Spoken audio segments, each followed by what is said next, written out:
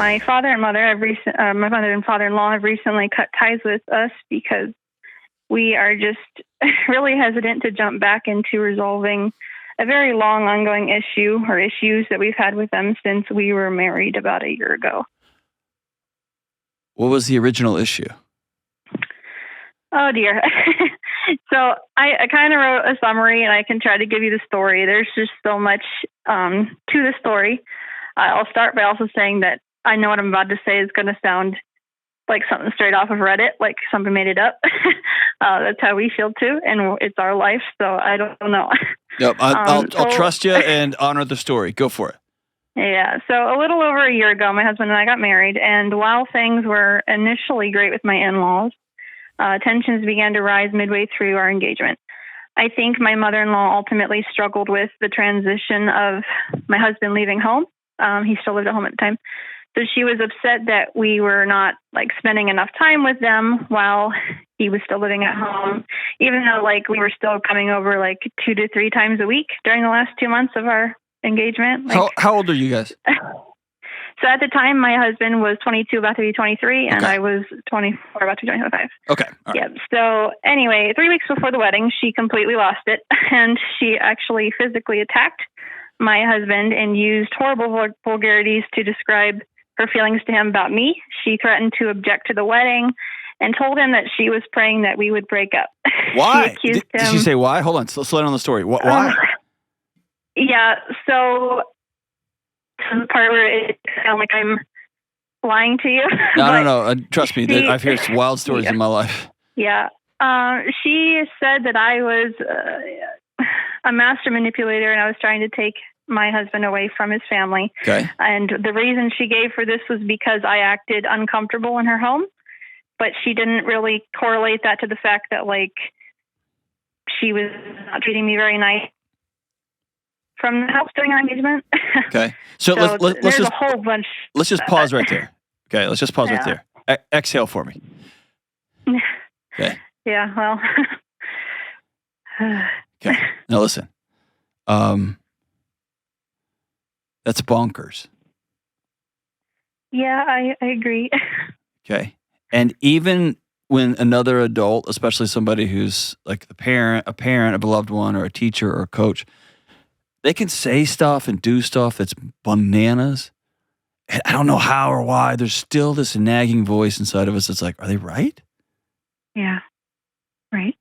And so sometimes one of the most gracious things I can offer somebody, any of us can offer each other, is just to look at somebody. And so I can't see you, but I'm hearing you. Jane, you're not crazy. Sometimes feel that way. I know you do. When this stuff happened, did your husband immediately intervene on your behalf? He tried to the best way he knew how. Unfortunately, the behaviors of his mother and father were something that were normal to him. Okay. And I think Fair. he didn't really understand fully, you know what I mean? And it did cause a lot of issues for us. Sure. I'll be honest. And, I'm so thankful that we fought for each other and we came through, but it was so hard because I felt crazy and I felt like, he was kind of unsure how to handle the situation fully. And since we've, we'll get into that, we've been trying to move forward, but yeah. So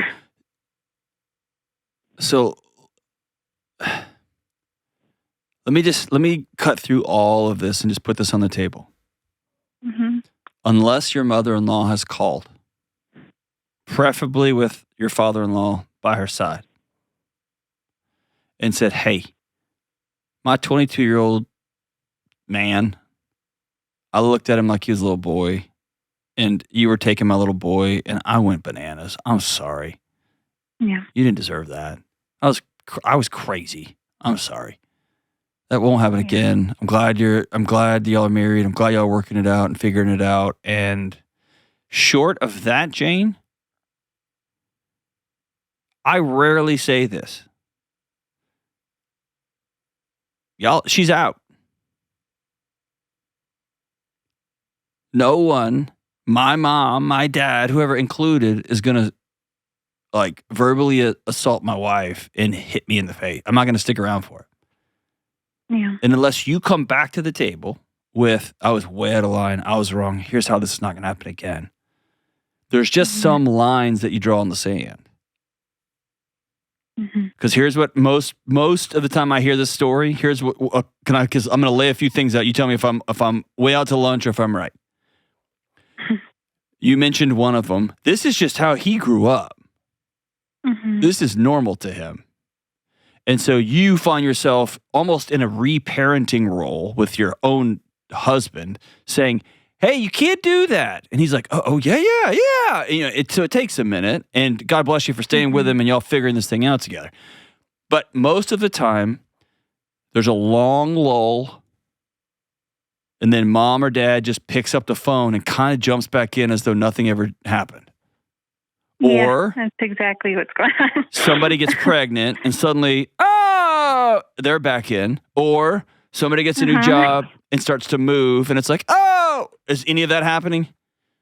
The first two, yeah. There you go. Okay, so now, like, they want back in? Yeah, so to try to sum up, over the course of the last year, like last spring and summer, we tried continuously to reach out and talk to them. And every time we were met with hostility, they think they're blameless. They think that everything they did was justified and that we were the villains in the story.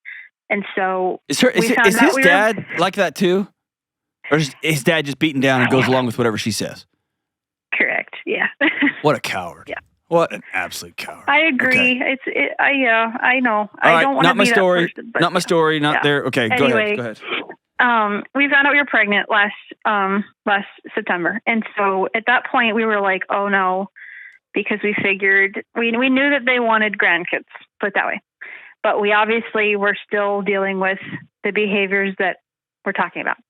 So we tried to invite them to meet us in a public place, and we wanted to try to, talk calmly, try to address their feelings, try to talk about ours, try to reach common ground, if that makes sense. And that did not last long. They quickly resorted to yelling and accusing us of, being the bad guys. And she actually, my mother-in-law left after about 5 minutes of them screaming at us. She left there and told us that they were happier not talking to liars. So that was, okay. At that point, I was like 8 weeks pregnant. Okay, but what is it about? Why won't you accept that for the period at the end of the sentence that it is? Well, I think the bottom line is that,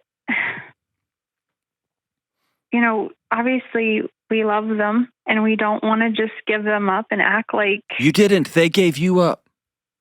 I would agree with that. I would, but... Stop chasing. Easy. Stop chasing them. It's not easy, but it's simple. Yeah. You guys got to stop chasing them. They're telling you over and over, we don't want a relationship with you. So much so that we will assault you, we'll scream at you, we'll lie about you. We don't want to be in relationship with you. I think two independent thinkers, two independent people. We do want you in relationship with us when we can control you and you do what we say and you make us feel good by all of your actions bowing to what we want. Then they want you in relationship. They do not want an independent couple. They don't want to be in a relationship. She got up and left and said, I don't want to be in a relationship with you. Yeah. And I also get, that's not how it's supposed to be. Yeah, it's not. And there's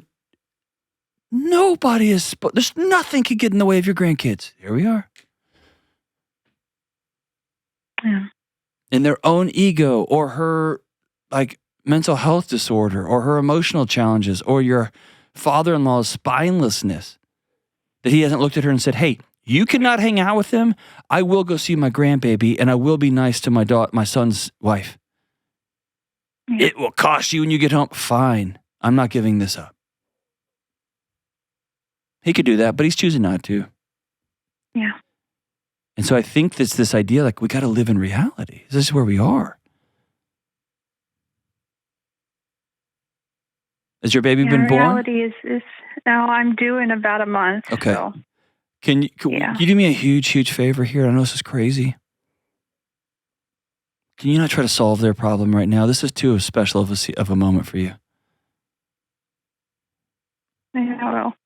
Unfortunately, we felt that way for most of the big life events. It was how our wedding was. I know. And now it's the baby too. And so here's an exercise that I'm stealing from Terry Real.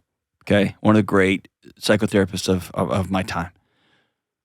I want you to get a picture of your mother-in-law, and I want you to put her at the kitchen table with you when y'all have dinner. And then when you're talking about the pregnancy, you're talking about what we're going to do, I want you to look over at that framed picture and go, well, what do you think? Because we like having you with a seat at the table. And then y'all will both go, oh, God, and you'll immediately flip it over. But that's the entry to the practice of, instead of trying to figure out what's the new right way I can say this, or what's the new way I can tiptoe into the living room, what's the new way it's not about you. She isn't well. And so for the first time, are your parents in the picture? Oh, yeah. We have a healthy relationship with my Amazing. side. And Amazing. So yeah. let's exhale. Let's grieve with your husband. Can we just put it out there, sit on the front porch, look out into the stars, and just be like, I'm sorry. Yeah. And let's be really, really grateful that we're fortunate and privileged to have your parents in the game, rocking and rolling, doing their part, loving you guys, supporting y'all as the best first-time grandparents can do, right? You know what I mean? And let's spend the last month just absorbed in each other, in the madness and excitement that we're bringing a new baby home.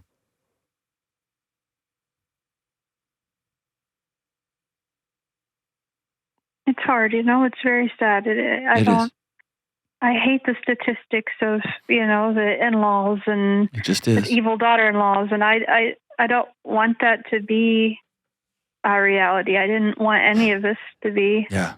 Not by your hand, not by your hand, but in your lap. Here it is. Yeah. Yeah.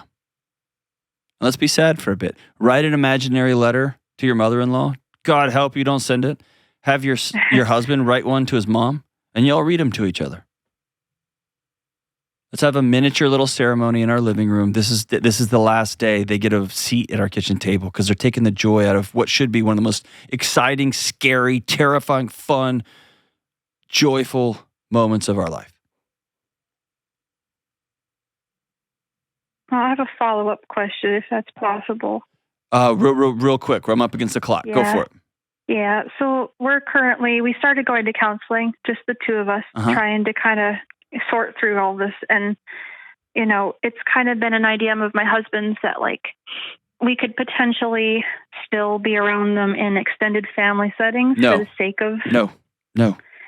Can I ask why you'd say no to that? What's the reason for that? Because they will poison the whole... We just feel like we've lost that entire side, And you have. They took it from you. Yeah. And your husband has spent his whole life trying to solve his mom's issues and his dad's cowardice. And if aunts and uncles are amazing and awesome and don't carry your mom's same challenges and they want to meet you guys, that's awesome. Cool. Great. Mm-hmm. But if she won't even have more than a 5-minute conversation with her pregnant daughter-in-law and her son who's about to be a first-time dad without screaming and yelling and stomping off, it's just going to blow those events up too. Yeah. Or you don't know the poison she's putting in the well, talking about to all the cousins and her brothers and sisters and aunts and uncles or whatever's on that side of the family. Oh my gosh, you don't know her. You have no idea. You know what she did? And just I'm opting out. I love you guys. If you cousins, if you want to come visit the baby, you're welcome to. You're welcome to come. I'd love to have you here. Y'all can come here to us. That'd be great. We'll send photos, and we're not going to cut people off. I'll send photos. That's great.